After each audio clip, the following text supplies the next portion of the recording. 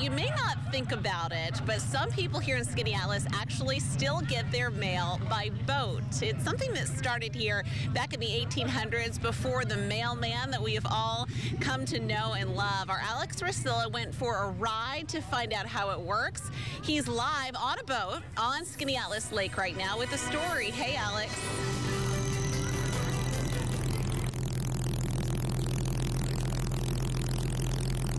Well, Megan, it is certainly beautiful out here on Skaneateles Lake. We are on a authentic 1938 Garwood streamliner. This is coming to us from our friends on Skaneateles Lake. Now, Craig, let's just give them a shot right now of the water. We're out here. I got to tell you, this is quite the sight here. It is a perfect day for the Skaneateles Boat Show here. And, you know, it looks like it's paradise here out on the lake. Largely, that's a true fact. But, you know, the cable bill, the electric bill, all of that stuff, that somehow has to be delivered.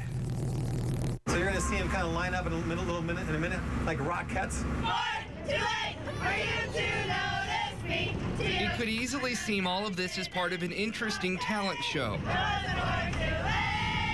But believe it or not, for years, Lord's Camp has done this 6 days a week to celebrate the mail. That was really great. It takes you back to old times. They had a lot of fun there. It's a heavy one.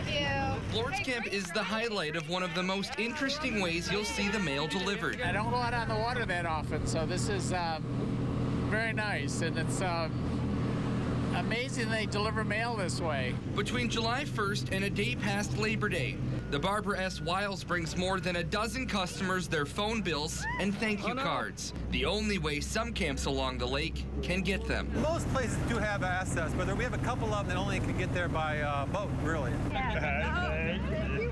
And up and down the lake, people just can't wait to see what the mail boat will bring them today. Thank you.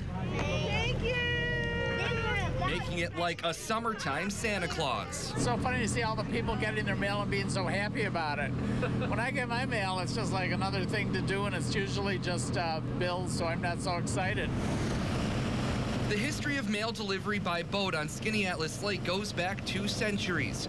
By the 1830s, steamboats were the fastest way for people to travel the lake.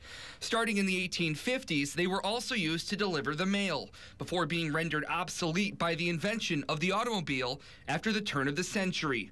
Smaller boats were then used to continue delivery. One of the cases, they had a post office so they could sort the mail as they went down the lake, and they had a candy counter for the kids who were being delivered back and forth between the cottages and the village. So it was pretty neat those days. It's a combination of the history and genuine excitement, which makes this quintessential Americana. This is really neat, going back in time and just the simple days. Yeah. It's really cool. And they'll do a little dance for us. One Skaneateles Lake tradition put on in preparation for the arrival of another.